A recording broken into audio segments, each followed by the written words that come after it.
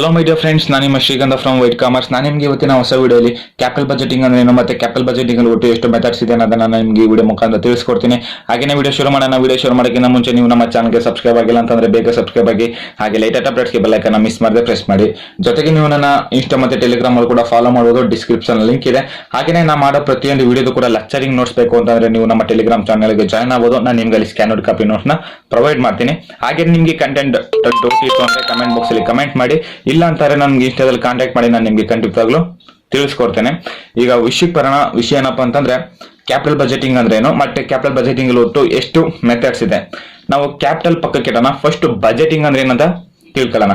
What you mean by budget?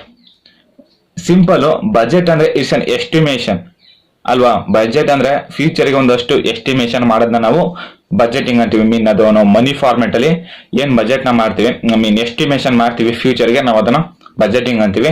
So mean ಈಗ ಇಲ್ಲಿ ಇದರಿಂದಗಡೆ capital ಇದೆ, ಅರ್ಥ ಆಯ್ತಲ್ವಾ? ಕ್ಯಾಪಿಟಲ್ ಇದೆ. ಮತ್ತೆ ಕ್ಯಾಪಿಟಲ್ ಅಂದ್ರೆ ಏನು? ಕ್ಯಾಪಿಟಲ್ ಅಂತಂದ್ರೆ ಇಟ್ಸ್ ಅ ಇನ್ವೆಸ್ಟ್ಮೆಂಟ್, ಅರ್ಥ ಆಯ್ತಲ್ವಾ? ಕ್ಯಾಪಿಟಲ್ ಅಂತಂದ್ರೆ ಇನ್ವೆಸ್ಟ್ಮೆಂಟ್, ಬಜೆಟಿಂಗ್ ಅಂದ್ರೆ ಇಟ್ಸ್ ಅನ್ ಎಸ್ಟಿಮೇಷನ್, ಅರ್ಥ ಆಯ್ತಲ್ವಾ? ಸಿಂಪಲ್ ಆಗಿ ಹೇಳ್ತಾ ಇದ್ದೀನಿ. ಕ್ಯಾಪಿಟಲ್ ಅಂತಂದ್ರೆ ಇನ್ವೆಸ್ಟ್ಮೆಂಟ್, ಬಜೆಟಿಂಗ್ ಅಂತಂದ್ರೆ ಎಸ್ಟಿಮೇಷನ್. ನಾವಿಲ್ಲಿ ಇನ್ವೆಸ್ಟ್ಮೆಂಟ್ ನ ಯಾವ್ದ್ರ ಮೇಲೆ ಎಸ್ಟಿಮೇಷನ್ ಮಾಡಿ ನಾವು ಇನ್ವೆಸ್ಟ್ಮೆಂಟ್ ಮಾಡ್ತೀವಿ ಅನ್ನೋದೇ ಕ್ಯಾಪಿಟಲ್ ಬಜೆಟಿಂಗ್, ಅರ್ಥ ಆಯ್ತಲ್ವಾ? ಸೊ ನಿಮ್ಗೆ ಸಿಂಪಲ್ ಆಗಿ ಹೇಳ್ತಾ ಇದ್ದೀನಿ. ಸೊ ನೋಡಿ, ಇವಾಗ planning the capital expenditure in acquisition of fixed asset. ನಾವು ಫಿಕ್ಸ್ಡ್ ಅಸೆಟ್ ನ ಪಟ್ಕೊಳ್ಳೋದಕ್ಕೋಸ್ಕರ ಇಲ್ಲ ಅಕ್ವಿಸಿಷನ್ ಮಾಡ್ಕೋಸ್ಕರ ನಾವು ಏನ್ ಇನ್ವೆಸ್ಟ್ಮೆಂಟ್ ಮಾಡ್ತೀವೋ ಅದನ್ನ ನಾವು ಕ್ಯಾಪಿಟಲ್ ಬಜೆಟಿಂಗ್ ಅಂತ ಕನ್ಸಿಡರ್ ಮಾಡ್ತೀವಿ. ಇಲ್ಲ ಅಂತಂದ್ರೆ ಇನ್ನೊಂದು ಮೀನಿಂಗ್ ಇದೆ ನೋಡ್ಬೋದು. It's a tool to make a decision related to investment on capital assets. ಮತ್ತೆ ನಾವು ಸುಮ್ನೆ ಯಾವ್ದಕ್ಕೂ ಕೂಡ ಇನ್ವೆಸ್ಟ್ಮೆಂಟ್ ಮಾಡಕ್ಕಾಗಲ್ಲ. ನಮ್ಗಲ್ಲಿ ರಿಟರ್ನ್ಸ್ ಜಾಸ್ತಿ ಇದ್ದಾಗ ಅಷ್ಟೇ ನಾವಲ್ಲಿ ಇನ್ವೆಸ್ಟ್ಮೆಂಟ್ ಮಾಡೋದು, ಅರ್ಥ ಆಯ್ತಲ್ವಾ? ಸೊ ನಾನು ನಿಮ್ಗೆ ಇನ್ನೂ ಒಂದು ಸಿಂಪಲ್ ಆಗಿ ಹೇಳ್ತೇನೆ.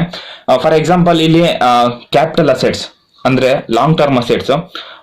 ಲಾಂಗ್ ಟರ್ಮ್ ಅಸೆಟ್ಸ್ ಅಂದ್ರೆ ಲ್ಯಾಂಡ್ ಅಂಡ್ ಬಿಲ್ಡಿಂಗ್ ಆಗಿರ್ಬೋದು, ಇಲ್ಲ ಎನಿ ಪ್ರಾಜೆಕ್ಟ್ಸ್. ನಾನು ಸ್ಟಾರ್ಟಿಂಗ್ ಹೇಳಿದೆ ಪ್ರಾಜೆಕ್ಟ್ಸ್ ಅಂತಂದ್ರೆ ಯಾವ ರೀತಿ ಅಂತಂದ್ರೆ ಕೆಲವೊಂದು ಪ್ರಾಜೆಕ್ಟ್ಸ್ 3-4 ಇಯರ್ಸ್ ತನಕನೂ ಕಂಟಿನ್ಯೂ ಆಗ್ತಾನೆ ಇರುತ್ತೆ. ಸೊ ಅದನ್ನು ನಾವು ಕ್ಯಾಪಿಟಲ್ ಅಸೆಟ್ಸ್ ಅಂತ ಕನ್ಸಿಡರ್ ಮಾಡ್ತೀವಿ.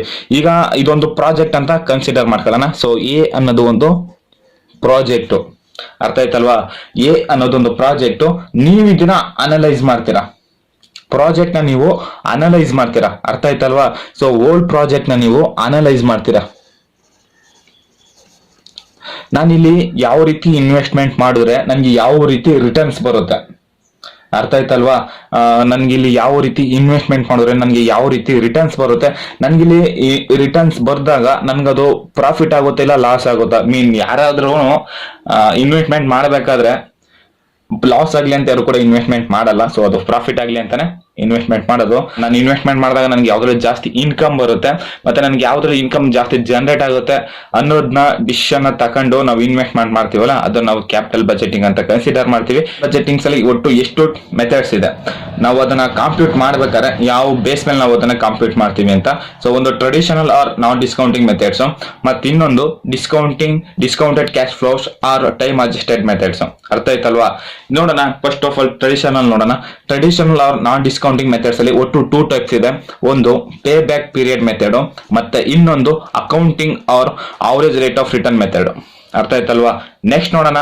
Discounted cash flows or time adjusted methods ಅಲ್ಲಿ ಒಟ್ಟು 3 ಟೈಪ್ಸ್ ಇದೆ. ಒಂದು ನೆಟ್ ಪ್ರೆಸೆಂಟ್ ವ್ಯಾಲ್ಯೂ ಮೆಥಡ್, ಇನ್ನೊಂದು internal rate of return method, ಮತ್ತಿನ್ನೊಂದು ಪ್ರಾಫಿಟಬಿಲಿಟಿ ಇಂಡೆಕ್ಸ್ ಮೆಥಡ್, ಅರ್ಥ ಆಯ್ತಲ್ವಾ? ಹಾಗೇನೆ ನೆಕ್ಸ್ಟ್ ನನ್ನ ಅಪ್ಕಮಿಂಗ್ ವಿಡಿಯೋಸ್ ಅಲ್ಲಿ ನಾನು ಏನೀಗ ಮೆಥಡ್ಸ್ ನ ಹೇಳಿದೆ, ಇದರಲ್ಲಿ ಯಾವ್ಯಾವ ಕೇಸ್ ಇದೆ ಮತ್ತೆ ಈಚ್ ಅಂಡ್ ಎವ್ರಿ ಕೇಸಸ್ ಅಲ್ಲೂ ಕೂಡ ಒಂದೊಂದು ಪ್ರಾಬ್ಲಮ್ ನ ಕಂಪಲ್ಸರಿ ಸಾಲ್ವ್ ಮಾಡ್ಕೊಡ್ತೇನೆ. ಮಿಸ್ ಮಾಡಿದ ವಿಡಿಯೋಸ್ ನ ನೋಡಿ. ಹಾಗೆ ನಾನು ನೆಕ್ಸ್ಟ್ ವಿಡಿಯೋದಲ್ಲಿ ಪೇ ಬ್ಯಾಕ್ ಪೀರಿಯಡ್ ಮೆಥಡ್ ಅಂದ್ರೆ ಏನು, ಮತ್ತೆ ಅದರಲ್ಲಿ ಎಷ್ಟು ಟೈಪ್ಸ್ ಇದೆ ಅನ್ನೋದೆಲ್ಲದೂ ಕೂಡ ಒಂದೇ ವಿಡಿಯೋದಲ್ಲಿ ನಾನು ನಿಮಗೆ ತಿಳಿಸ್ಕೊಡ್ತೀನಿ. ಹಾಗೆ ಫ್ರೆಂಡ್ಸ್, ನಿಮಗೆ ವಿಡಿಯೋ ಇಷ್ಟ ಆಗಿದ್ರೆ ಈಗಲೇ ಒಂದು ಲೈಕ್ ನ ಮಾಡಿ. ಜೊತೆಗೆ ನೀವು ನಮ್ಮ ಚಾನಲ್ಗೆ ಫಸ್ಟ್ ಟೈಮ್ ವಿಸಿಟ್ ಮಾಡಿ ನಮ್ಮ ವಿಡಿಯೋ ನೋಡ್ತಿದ್ದೀರಾ ಅಂತಂದ್ರೆ ಬೇಗ ನಮ್ಮ ಚಾನಲ್ಗೆ ಸಬ್ಸ್ಕ್ರೈಬ್ ಆಗಿ. ಹಾಗೆ ಈ ವಿಡಿಯೋನ ನಿಮ್ಮ ಫ್ರೆಂಡ್ಸ್ ಮತ್ತೆ ನಿಮ್ಮ ಕಾಲೇಜ್ ಗ್ರೂಪ್ಸ್ ಅಲ್ಲಿ ವಿಡಿಯೋನ ಶೇರ್ ಮಾಡಿ. ಹಾಗೆ ನಾನು ನೆಕ್ಸ್ಟ್ ವಿಡಿಯೋದಲ್ಲಿ ಸಿಗ್ತೀನಿ. ಅಲ್ಲಿವರೆಗೂ ಟೇಕ್ ಕೇರ್, ಬಾಯ್.